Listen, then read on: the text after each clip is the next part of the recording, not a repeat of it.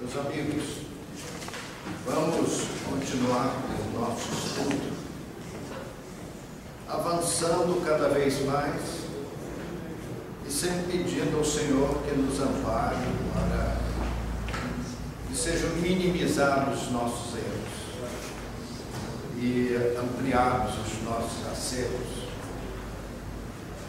Nós não devemos nos preocupar muito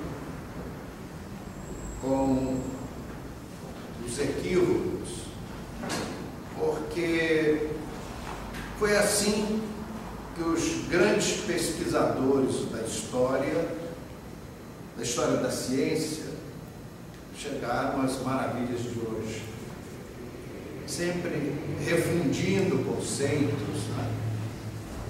Então o importante é abrir fronteiras aos estudos e mais na frente Deus enviará aqueles espíritos sábios para aprimorar os nossos conhecimentos ainda limitados.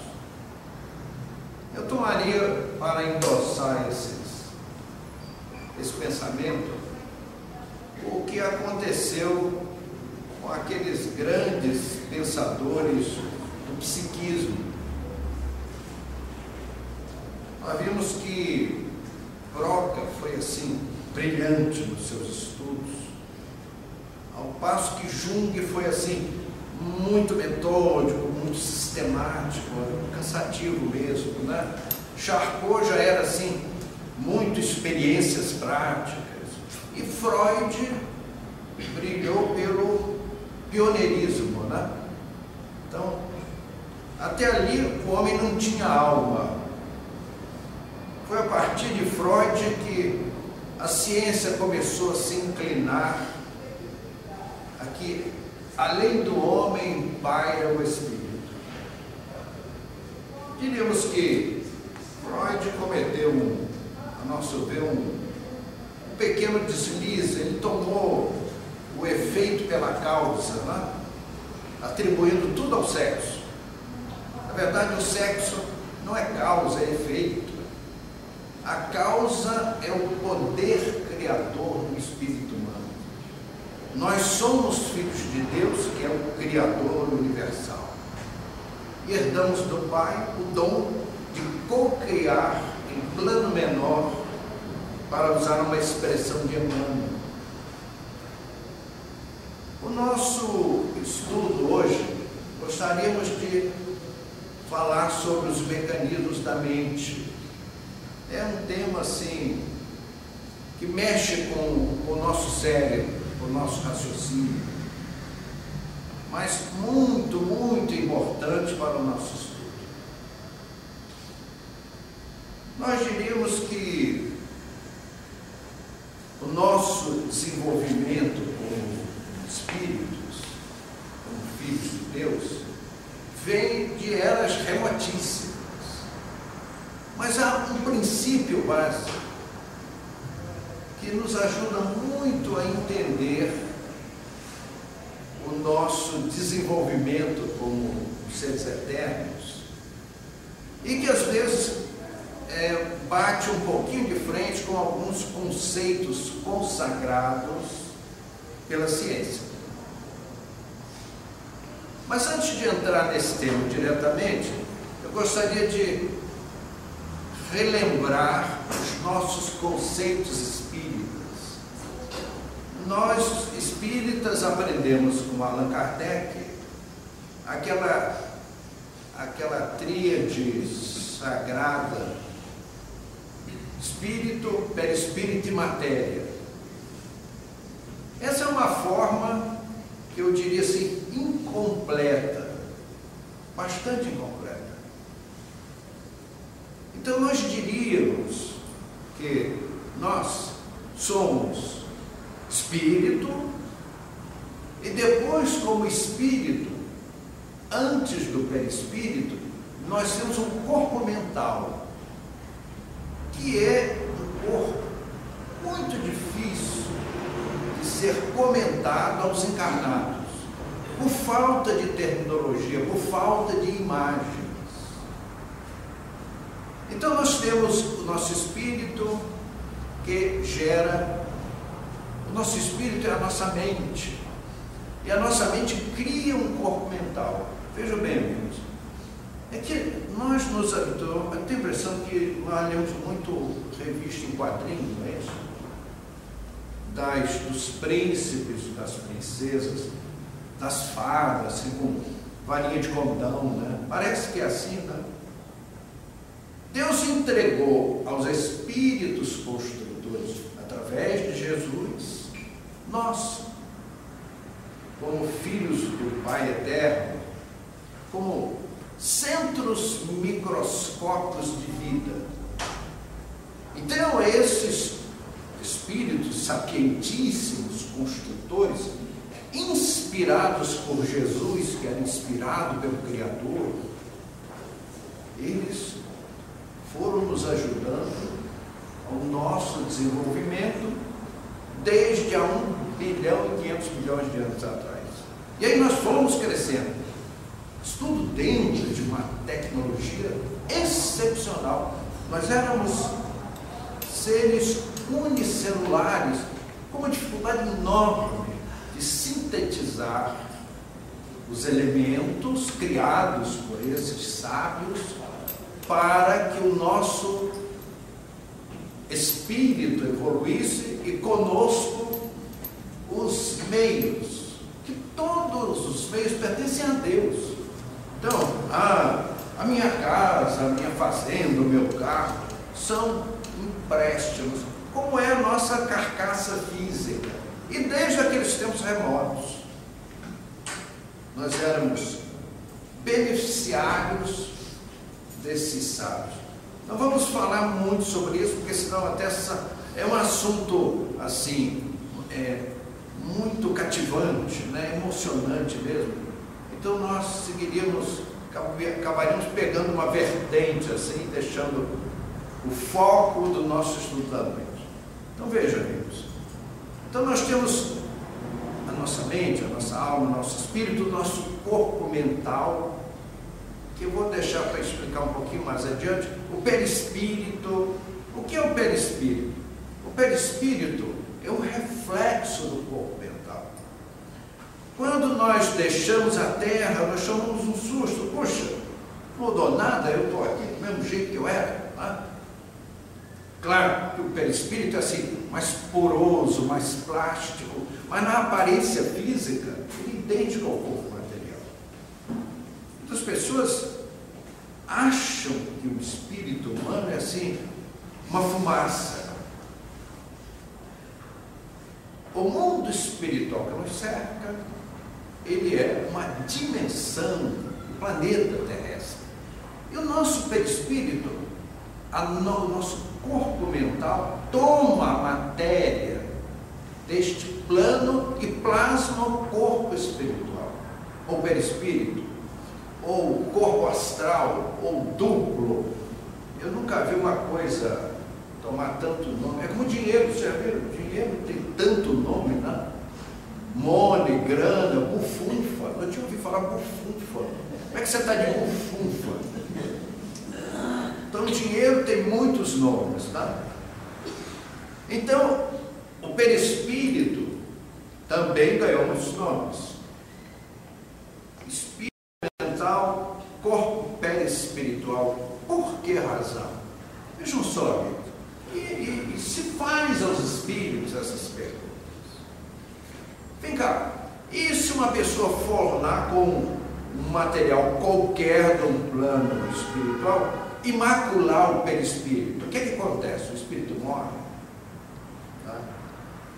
Perde alguma parte? Pode perder mesmo. Desculpe pela falta de segurança. Pode perder mesmo. Agora, o que acontece? O corpo mental corrige. Se você pegasse o corpo perispiritual, destruísse completamente, o corpo mental pegaria no ambiente que você está, todo o material, e replasmaria o corpo perispiritual. Se você sair aqui da Terra, por exemplo, você, que é o caso de vocês, né? próxima romagem, né? E se transferisse para um mundo muito elevado, lá depois da estrela de Vega, não é isso? Um mundo assim, belíssimo. Você iria perder o perispírito que você tem agora, porque ele é material da Terra. E plasmar lá um perispírito muito mais belo.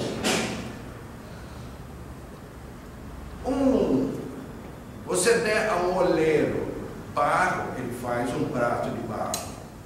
Você dá porcelana, ele faz um prato muito mais bonito de porcelana. Então lá naquele mundo você vai ter um perispírito de porcelana se comparado ao perispírito de argila que você tem aqui na Terra. Então, amigos, tudo é assim, relatividade cósmica. E aí nós temos o perispírito governando o corpo material. É importante estudarmos isso. Desculpe se o assunto é um tanto quanto inovador em alguns aspectos, e alguns companheiros conhecem profundamente o assunto. Vejam só, o perispírito, ele é matéria do mundo espiritual.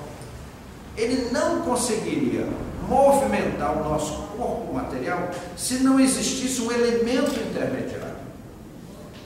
Esse elemento intermediário também tem muitos nomes. Nós espíritas chamamos de ectoplasma. Ele é, por assim dizer, um auxiliar do perispírito para os efeitos do corpo material. Nós temos esse ectoplasma, ele é pura matéria. Ele está assim, no meio termo entre o nosso organismo físico e o perispírito. Ele é um auxiliar do perispírito. O perispírito não conseguiria comandar o corpo de carne com eficiência sem esse material.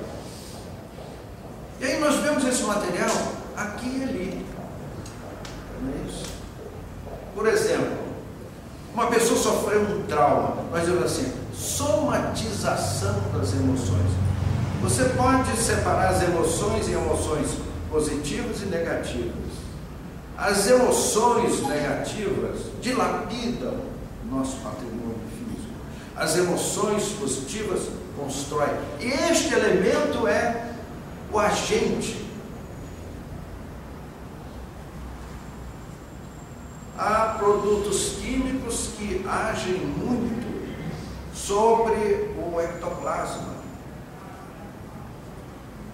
O ácido acetilsalicílico, a cafeína, a dipirona, e mesmo nas anestesias profundas, esses elementos químicos influenciam o ectoplasma. Essas anestesias profundas destroem esse material naquela região e às vezes levam algumas horas para a recomposição. Por isso nós vemos nas chamadas cirurgias espirituais, os espíritos, porque nós participamos muito desse tipo de trabalho e vimos os espíritos usarem esses métodos. Nós vimos aquelas cirurgias do Arigó, que enfiava assim, uma faca no olho da pessoa. O nosso querido companheiro aqui, que o médico espiritual tirou um baita de uma coisa qualquer das suas costas, assim, a sangue frio. Veja só, do ponto de vista biológico, o seu nervoso está todo perfeito ali, como é que ele não sentiu dor?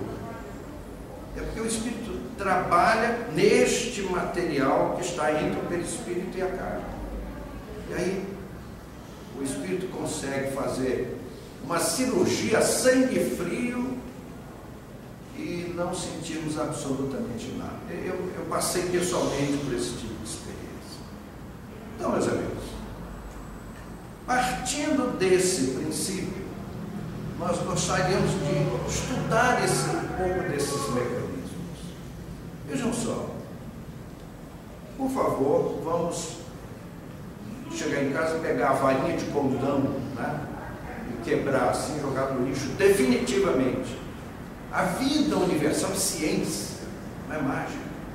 Claro que o sábio espiritual faz coisas que nos parecem mágicas, porque são coisas que estão além do nosso entendimento, parecem mágicas, mas é pura ciência. Os espíritos não fazem mágicas. O espiritismo não acredita em milagres. Milagre é balela. Milagre não existe. Milagre seria a derrogação das leis naturais, e as leis divinas são inderrogáveis, porque por sábias, por perfeitas. A perfeição não se atrasa nem se adianta, é a perfeição. Então nos dizem os nossos tutores espirituais, desde eras remotíssimas, os técnicos espirituais já usavam uma metodologia para ajudar o nosso progresso. Vamos tentar fazer assim, alguns simbolismos práticos para nós entendermos isso. A nossa mente, ela se movimenta em 3 departamentos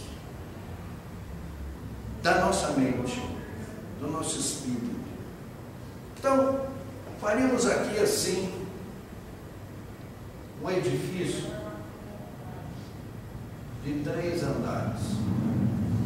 Se você for fazer um paralelo com os estudos humanos, essa região aqui, que seria o subsolo da nossa mente, os cientistas, os técnicos, os estudiosos humanos chamam isso daqui de porão da personalidade. E é exatamente o inverso. Para não ferir os conceitos tradicionais, eu não vou pôr esse departamento em cima. Só que é a verdade. Vejam só. Vamos tomar assim, como exemplo, um automóvel. Você para um carro no posto. Aí você calibra o pneu, limpa o para-brisa, vê a água, o óleo, etc. Teoricamente, você está usando o subsolo da sua mente. Aí você sai do posto dirigindo o seu carro. Aí você está indo numa certa direção.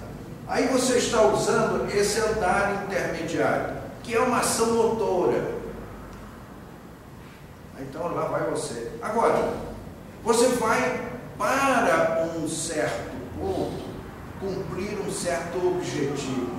E aí está o terceiro pavimento da sua mente.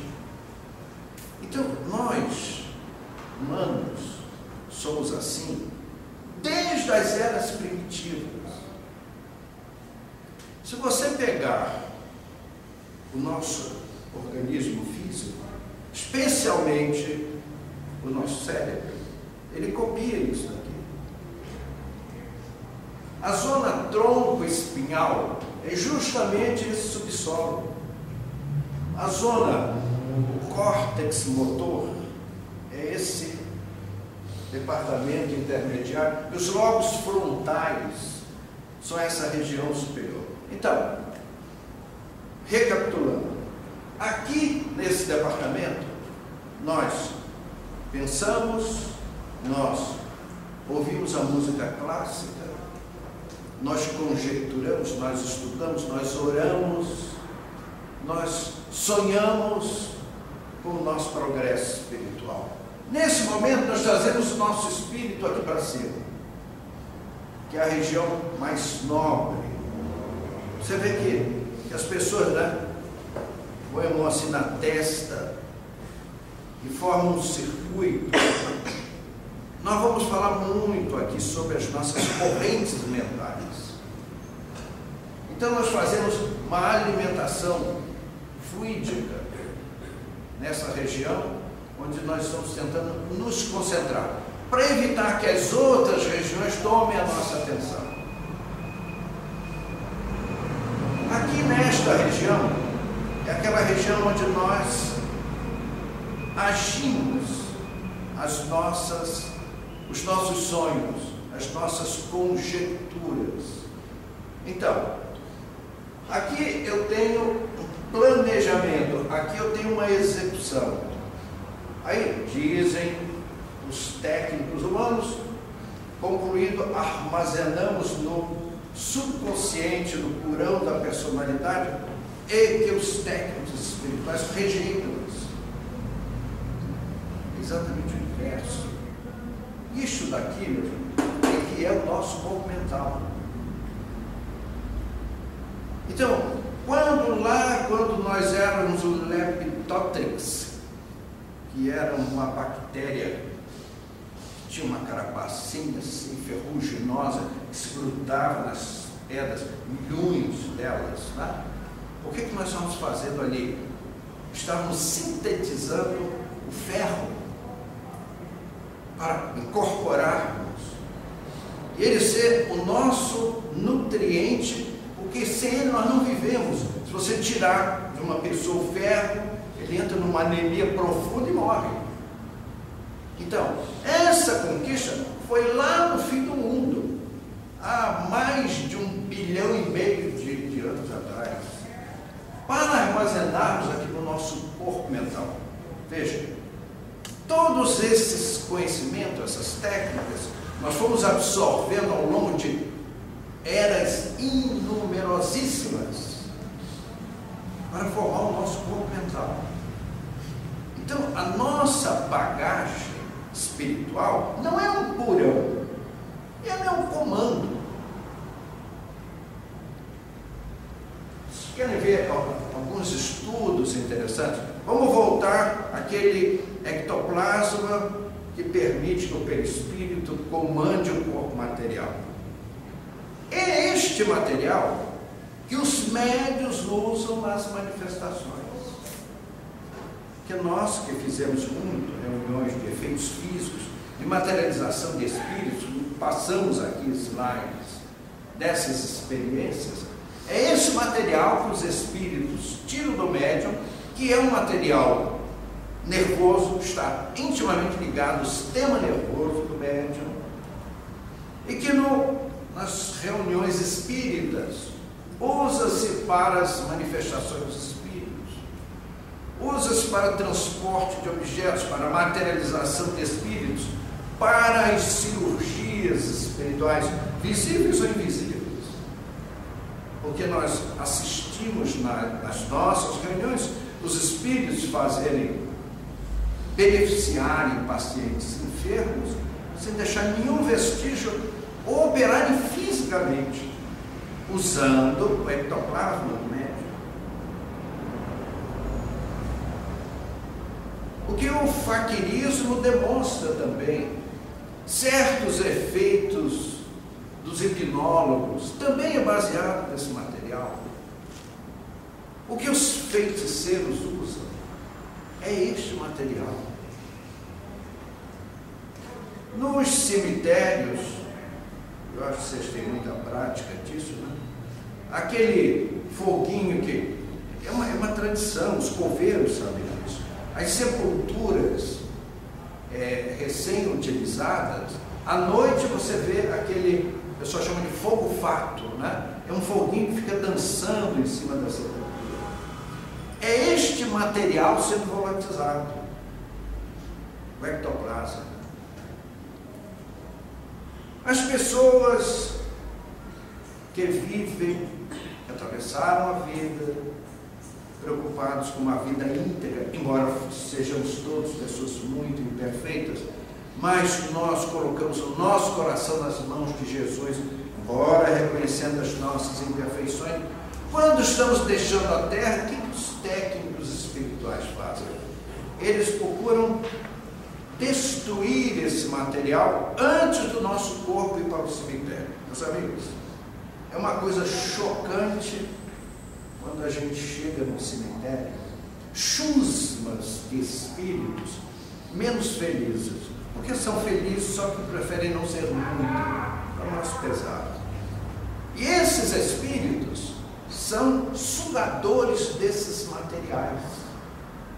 Então, as pessoas que viveram uma existência sem Jesus no coração, o que acontece com essas pessoas? Elas são levados, seus corpos levados ao cemitério, e esses vampiros colhem esse material. Para quê? Porque com esse material eles ficam mais próximos ainda da matéria. Já são bastante. E é por isso que os feiticeiros mandam usar a terra de cemitério. Nós vamos explorar esses assuntos, meu amigo, sem temor, sem tradicionalismo, sem pruridos de estudarmos um assunto de ordem científica. Então, nós temos penas dessas pessoas. Por que sofrem tanto esses espíritos? Porque eles desencarnam, não, levam uma carga materializada muito forte. E é por isso que nós vemos o sofrimento desses espíritos. Por que sofrem tantos suicídios? Veja, amigos, quando uma pessoa enterra uma existência, ela comete uma brutal violência contra o seu corpo. Mas ela consegue paralisar a sua pulsação cardíaca, as suas funções cerebrais. Diz-se a morte cerebral. Mas ela continua ali presente, porque este material ectoplásmico leva tempo para se dissipar. É por isso que o suicida sofre tanto. Ele acaba sendo sepultado junto com o corpo físico e sofre todo o processo de decomposição. E é um sofrimento inenarrável. Quando ele comete essa violência contra o seu corpo, aquele material ectoplasmático ainda presente sofre a lesão. Por exemplo, uma bala sobre o crânio. É realmente uma situação bastante pesada. Então, amigos, nós diríamos que a mente humana pode ser simbolizada por esse edifício de 3 andares. Nesse subsolo estão toda aquela bagagem que nós acumulamos de um passado remotíssimo, que nos ajuda em todos os processos autônomos da nossa vida. É aqui que nós dormimos, comemos, nos movimentamos, enfim, todos aqueles princípios de sustentação do nosso corpo espiritual, do nosso corpo físico, ele está aqui residente. Aqui nesse departamento intermediário, quando nós nos movimentamos, nós colocamos em prática tudo aquilo que nós teorizamos, que nós estudamos, que nós planejamos, nós executamos nessa região intermediária. E aqui nós fazemos os nossos sonhos, os nossos planejamentos. Nós estamos batendo bem forte nessa tecla para chamar a atenção, a nossa atenção, para esse detalhe. Vejam só, às vezes a gente ouve muito aquela recomendação, aquele comentário sobre a pessoa ser equilibrada. O que é uma pessoa equilibrada? Uma pessoa equilibrada é aquela pessoa que sabe planejar, que sabe executar e que sabe armazenar os resultados. Contrariamente ao desequilíbrio, e era onde nós queríamos chegar, são as fixações. E aí está o nosso grande problema. Vejam, vemos espíritos que vêm aqui nesta mesa serem socorridos, é quase que todos estão presos a fixações. Por exemplo, um glutão, uma pessoa que vive para comer, ela tem uma fixação aqui nesse subsolo, que nós discordamos. Eu estou só tentando repetir o que os psicólogos pensam. Um glutão, uma pessoa que gosta de dormir demais, vai por aí afora. Todas aquelas funções primárias de sustentação da vida, né? Tá? Então, o que é uma fixação? Uma pessoa que não, uma personalidade que não sai daqui. Vamos pular aqui para cima. Quais são as fixações daqui do andar superior? É aquilo que nós sempre dizemos da chamada muito planejamento e pouca ação, não é isso? Você já viu o discurso de candidato a deputado? Típico, né? Então, as fixações, por exemplo, o sujeito vai lá por uma gruta e fica lá rezando. Serve de quê? Nada. É uma fixação do andar superior. E aqui nós temos as fixações também. Aquelas pessoas que são máquinas de trabalhar, mas sem planejamento, sem objetivos. A pessoa que vive nas ações motoras. São fixações.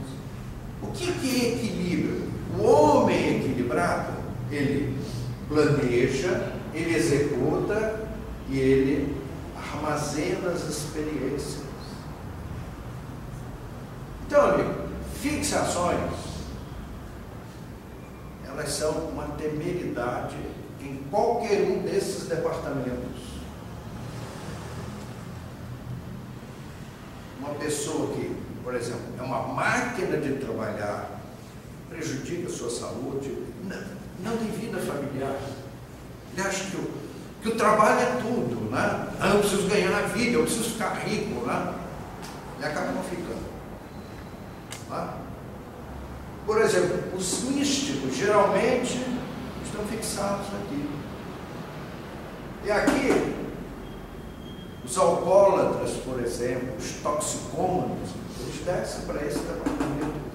E é isso que nós vemos nos espíritos perturbados, que se manifestam também nos médiuns. Não diria-se que é 100%, mas é quase 100%. Dos espíritos sofredores, eles estão sofrendo de fixações. Então cabe ao médium ou ao doutrinador descobrir qual é esta fixação. Veja, amigos, voltando à questão do nosso corpo mental. André Luiz, isso é comum aqui nesses trabalhos. André Luiz fala dos chamados ovoides. Né? Um espírito, por exemplo, que ele está cheio de rancor, cheio de ódio contra uma certa pessoa, e ele está fixado naquele ódio há séculos.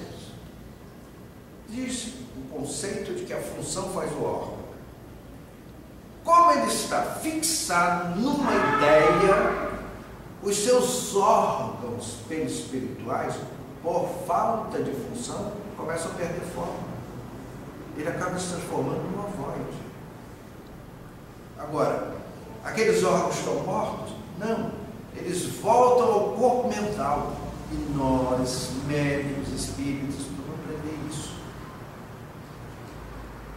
Este procedimento nefasto, essa fixação deplorável do espírito, não faz com que o seu corpo morra definitivamente, o seu corpo espiritual. Então, amigos, corpo mental, corpo espiritual, ectoplasma, se você achar outras denominações para este intermediário entre o perispírito e a matéria, é uma questão de terminologia. Mas é o corpo mental, o corpo espiritual, esse intermediário para o corpo material. O nós temos hora já fixada. Agradeço a atenção dos amigos.